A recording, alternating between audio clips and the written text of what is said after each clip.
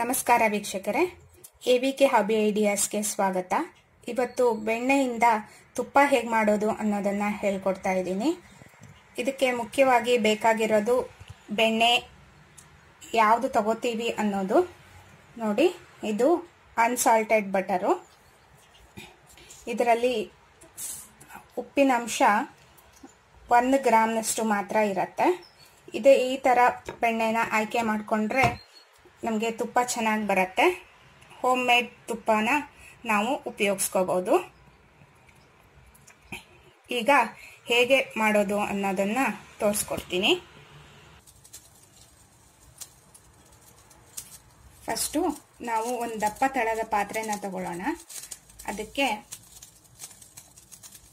Unsalted ಬಟರ್ನ ಹಾಕೋಣ. ನಾನು ಇವಾಗ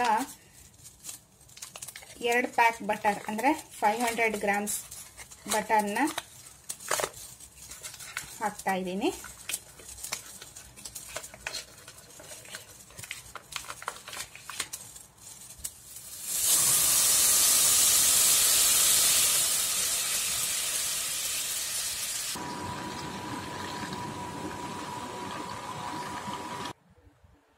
ಹೀಗೆ ಮೀಡಿಯಂ ಉರಿನಲ್ಲಿ ಇಟ್ಕೊಂಡು ನಾವು ಕೈ ಆಡಿಸ್ತಾ ಇರಬೇಕು.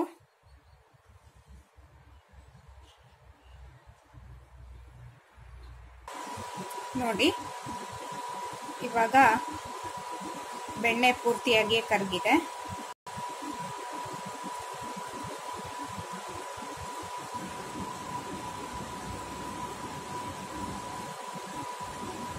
ನಾವು ಹೀಗೆ ಸೌಟ್ ಆಡಿಸ್ತಾ ಇದ್ರೆ ಅದು ಉಕ್ಕಿ ಬರೋದು ಕಂಟ್ರೋಲಲ್ಲಿರತ್ತೆ.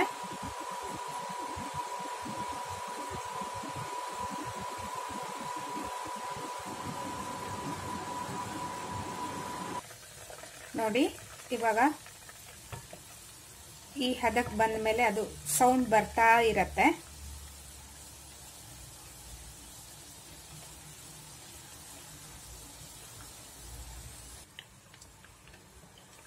ನೋಡಿ, ಇವಾಗ ತುಪ್ಪ ರೆಡಿಯಾಗಿದೆ.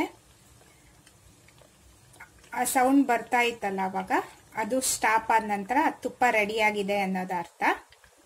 ಇದೇ ಟಿಪ್ಸ್ನ ಉಪಯೋಗಿಸ್ಕೊಂಡ್ರೆ ನಮಗೆ ಕರೆಕ್ಟಾದ ಹದದಲ್ಲಿ ತುಪ್ಪ ರೆಡಿಯಾಗಿರುತ್ತೆ. ನಾನೀಗ ಹೀಟ್ ಆಫ್ ಮಾಡಿದ್ದೀನಿ. ಈಗ ನಾನು ತಣ್ಣಗಾಗಿರೋ ತುಪ್ಪನ ಒಂದು ಪಾತ್ರೆಗೆ ಶಿಫ್ಟ್ ಮಾಡ್ತಾ ಇದ್ದೀನಿ.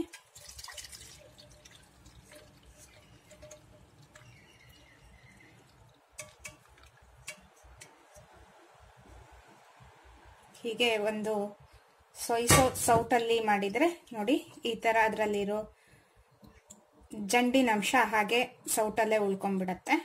ನಮಗೆ ಶುದ್ಧವಾದ ತುಪ್ಪ ರೆಡಿಯಾಗಿದೆ. ನೋಡಿ, ಇವಾಗ ತುಪ್ಪ ರೆಡಿಯಾಗಿದೆ. ನೋಡಿದ್ರಲ್ಲ ವೀಕ್ಷಕರೇ, ಅನ್ಸಾಲ್ಟೆಡ್ ಬಟರ್ನ ಉಪಯೋಗಿಸ್ಕೊಂಡು ಹೇಗೆ ತುಪ್ಪ ಮಾಡ್ಬೋದು ಅನ್ನೋದನ್ನು. ಹೊರಗಡೆ ಶಾಪ್ನಲ್ಲಿ ತುಪ್ಪ ತಗೊಂಡ್ರೆ ಕೆಲವರಿಗೆ ಅದು ಇಷ್ಟ ಆಗಲ್ಲ. ಹಾಗಾಗಿ ನಾವು ಮನೆಯಲ್ಲೇ ಬಟರ್ನ ಉಪಯೋಗಿಸಿ ಹೇಗೆ ಗೀ ಮಾಡ್ಬೋದು ಅನ್ನೋದನ್ನು ತಿಳ್ಕೊಂಡಾಗಾಯಿತು ಅಲ್ವಾ? ನೋಡಿ, ನೀವು ಟ್ರೈ ಮಾಡಿ, ಲೈಕ್ ಮಾಡಿ. ಎವಿಕೆ ಹಾಬಿ ಐಡಿಯಾಸ್ಗೆ ಸಬ್ಸ್ಕ್ರೈಬ್ ಆಗಿ. Thank you.